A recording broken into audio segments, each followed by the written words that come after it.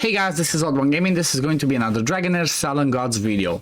In today's video, I want to talk about what I believe to be top 10 best epics that you should be using or you should be building for the Goblin's Lair, and not just that, but for areas where you need a little bit more AOE damage or attacks that bounce off of several targets. So I guess let's just go straight into it. But before I go into it, make sure if you have not subscribed to my channel yet, make sure you do that. I'm posting daily content on Dragonheir SilentGods. I'm trying to post as relatable content as I can, free to play, friendly, using heroes that everybody might have, or at least half of them, so make sure you drop that sub to my channel to see when I upload next. But let's jump into this one, and well, I'm gonna first go with one of the easiest ones, even though he's not perfect for this dungeon, but he's one of the best epics in the game, and that is Varus. Okay, so the reason why I believe Varus deserves to be in this place is all because of his ultimate. That is a full board. It doesn't matter where he is, he's gonna hit everybody on the board, dealing good damage and with the chance to land buff prohibition. This one does not help that much in Goblin, but in other areas, maybe if using against some boss fights, he can be helpful with this one as well. Because, well, not only does he do this, but he's paired really well with his passive that heals the ally with the lowest HP whenever he does a skill or ultimate. So this can be really, this can be really amazing to help sustain your tank or whoever is on the front line. So if you pair them with Varus, that's going to be awesome. He's going to bring damage and some healing, even though in general, you don't want, you're not necessarily in need of healing when it comes to Goblin's Lair.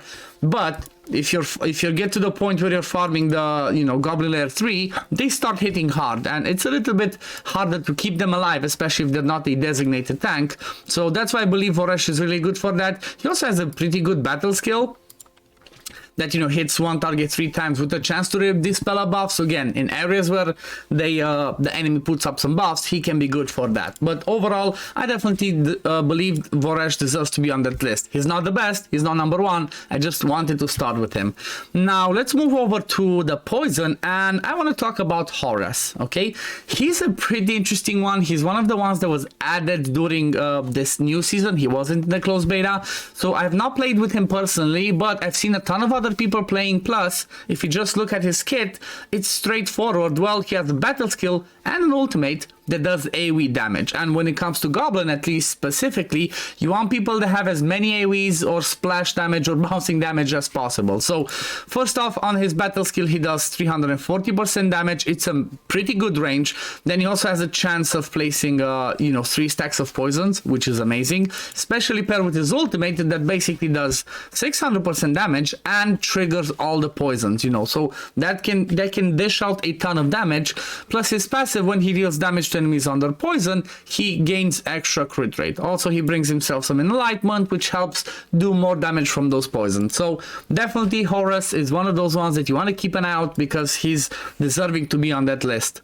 Now, since we're in the same grouping of poison and fire, I guess, let's go over to Dane. Well, Dane, maybe you guys know he's not my favorite hero in the game, but still, he deserves to be in this place because, well, he has an AOE on his ultimate that deals pretty decent damage. After he's booked 100% chance to land attack penalty, it's the lower version, so not the best, but he can also remove or steal their buffs. If the enemy is under 50%, he steals them. If they're over 50% HP, he removes them. So again, in other areas like Grave of Curse, Ancient Battlefield, he can be really helpful there. But apart from that, well, he has an AOE hit on his battle skill as well that can put heal prohibition if they're under 50%, and also can proc fear. So having a little bit of control on the goblins is never a bad idea. Plus his passive, whenever he deals damage to enemies with less than 50% turn meter, he recharges his ultimate by 15%, which obviously is good because he's just gonna come back to the ultimate more often. I wish this aura was it for all battles, but it is what it is. He still deserves to be on this list as the top one of the top AOE DPS champions in the game. Now let's move over to the Radiant, and he's one of the exceptions, Hegio, that does not have AOEs on both his battle skill and ultimate, but he kind of compensates for that in the sense of, if you look at the battle skill, launches 2 attacks on the target.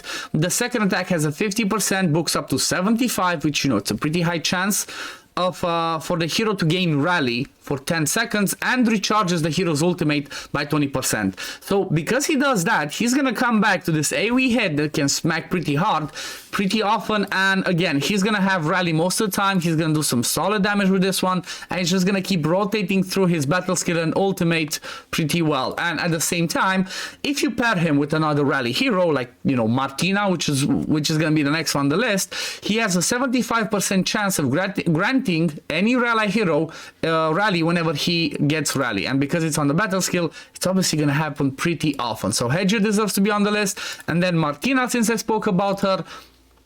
Well, let's start with her passive. When gaining rally, the hero recharges their ultimate by 20%, which is huge. This effect can only be triggered once every 0.5 seconds, which obviously is pretty often. And like I said, if you pair her with another rally hero, well, it can happen when that hero gives her rally or when she gives rally herself, which happens on the battle skill. So deals damage to surrounding enemies, guarantees a crit if hit, I cannot speak. Guarantees a critical hit if 2 or more enemies are hit, and then gains rally for 10 seconds. So if you think about goblins, for example, she's a melee unit, she's going to be surrounded by them, it's always going to be at least 2, and then she gains rally, and then if you move over to the ultimate, it has a pretty nice range, deals massive damage, this is pretty good damage, and if she has rally, it consumes rally and guarantees to be critical and ignore defense, so she can do some massive damage. Basically, if you pair her, like I said, pair her with another rally hero, and you don't really care about having crit on her, because this one is guaranteed to be a crit if there's 2 or more, and then the ultimate, if you're gonna have rally, is guaranteed to be a crit again. So Martina, definitely an amazing hero to keep in mind for this one. Now let's move over to some of our other Frost friends, and let's talk about Dor Kuras. He's a pretty interesting one because he's really good for the goblins, but he also has some endgame viability in arena. Lots of people use him in arena, and it's mostly because of his battle skill. But again, let's start with the passive. Basic attacks have a 60% books up towards that 85% chance of dealing derivative damage and inflicting frost on target. Enemies not under frost will be preferentially attacked, so this is good. He's also going to put the frost up, but on the battle skill, it's an AoE damage with 100% chance of inflicting frost and recharges the ultimate energy by 25%, which means, well, he's gonna do this pretty often, and this one can hit pretty hard and gives attack up for him if he hits enemies under frost, which he's gonna do because of his battle skill and his passive. So Dor Kura's definitely one of the amazing ones as well. Now let me see, I have another one. Nope, let's move over now to Necrotic. We gotta talk about our Necrosis friend as well, and we gotta talk about Zarof. Well, he's another one that's pretty awesome, kind of like Voresh, because, well, first of all, he has a good, he's not a full board, but it's a good area, and it deals a ton of damage. Then there's a 35% chance of inflicting fear, so obviously you're gonna keep them controlled, and he also heals allies by 30% attack in the meantime. Each enemy hit increases the healing by 15%. So not only does he bring a ton of damage, but he's also going to heal your allies, which is massive. Then on the battle skill, he has again an AoE hit plus the recharge speed. This can be good for goblins, but other areas where you can control the bosses, ultimate recharge speed, this is going to be amazing. Think about Grave of Venom, think about Ancient Battlefield, he's going to be awesome.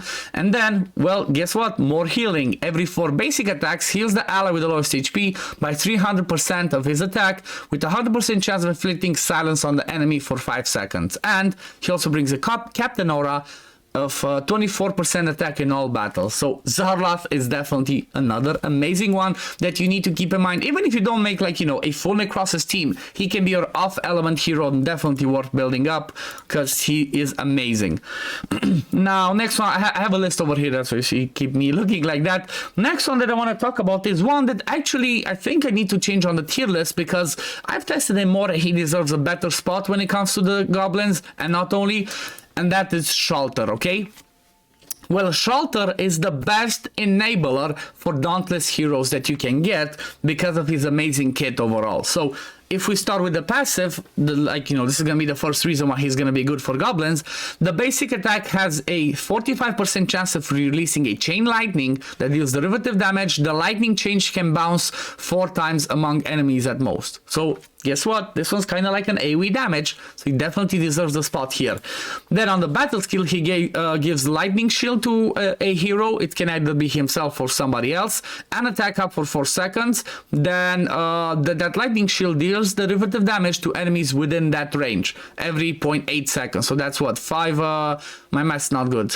4.8, yeah, 5 times. So 5 times doing 55%, that can be pretty good damage to all enemies around.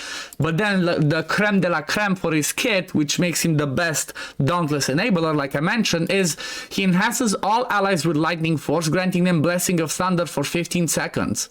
It's on a 20-second recharge time. If you give him enough skill haste, you're gonna always have that up. And what that does is, when launching basic attacks, all allies, not just Dauntless, but all allies with Blessing Thunder have a 35% chance of summoning a lightning strike on the enemy, dealing 95% of his attack, okay? If they're Dauntless, that one's doubled, so that's 70%. So even though it's not, you know, doesn't sound like, well, it's not that much, trust me, it can do a ton of damage. I have him in my core team, and he's almost up there with my Filto, which is an amazing wave clearer. So Shelter, definitely do not sleep on him. He's awesome for honestly any area where you need some good damage, and if you have at least another Dauntless with him, he's gonna be even better.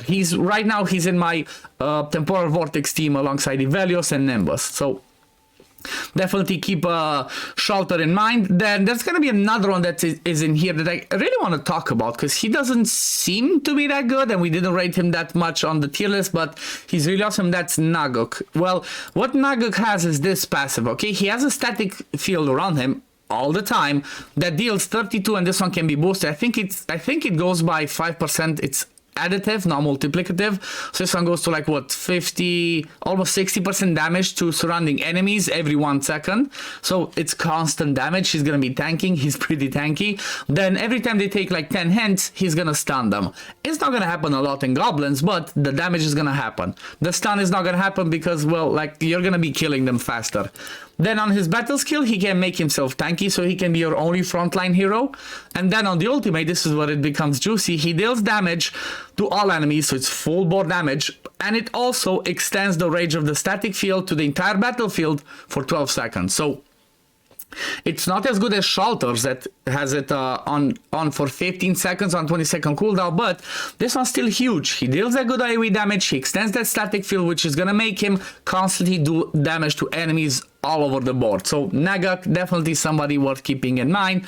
And then the last one, I just want to give a quick shout out because she didn't really make the list, even though I wanted to. Yola, my favorite hero. She's amazing. She brings the increased attack, and she also brings a good AoE damage. The reason why I like her so much is because she also brings decreased attack, and she also has the chance to silence, and then with the passive stun the enemy. So, you know, she's not gonna do the craziest damage, but she does pretty good damage, and she also brings some control. The battle skill is not AoE, so that's why she doesn't really make it, but I really wanted to give my girl Yola a shout out on this one because she deserves it.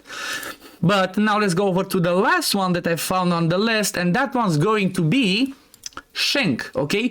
He doesn't seem like much. He's not as, you know, he's maybe not as good as all of the other ones, but he brings the basics that you need for goblins, or like, again, other areas where you have several targets, such as Heretical Ruins or Grave of Venom, and that is, you know, AoE or bouncing attacks. So on his battle skill, throws a dagger that bounces between enemies up to 5 times, dealing poison damage with a 100% chance of inflicting 1 stack of poison. So if there's 2 enemies only, it's gonna bounce between them, and they're gonna both get at least 2, if not one of them gets 3 poison stacks. So this is pretty good.